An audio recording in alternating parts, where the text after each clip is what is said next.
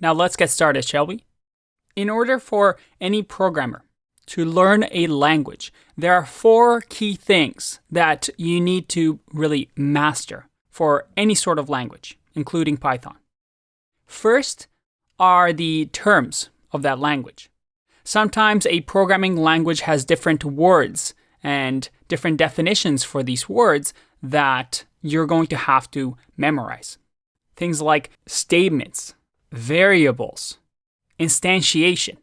Really complicated sounding words, but you need to understand what they mean so that you can talk to other programmers. You also need to learn about a language's data type.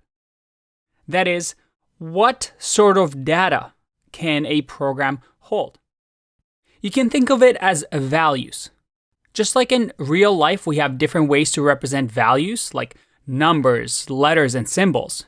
In programming, we have these data types to store information.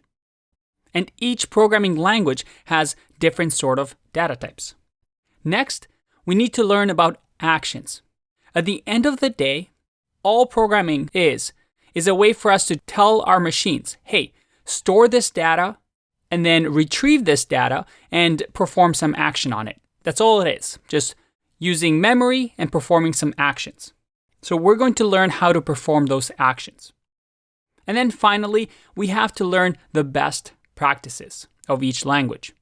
There's good ways of writing Python code, and then there's bad ways. So that when we build our applications, our programs, well, we don't have a leaning tower like this, but we have a solid structure and a solid program.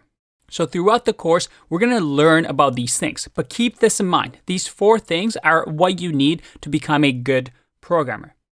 And I want to start the basic Python section with the data types. So let's get started.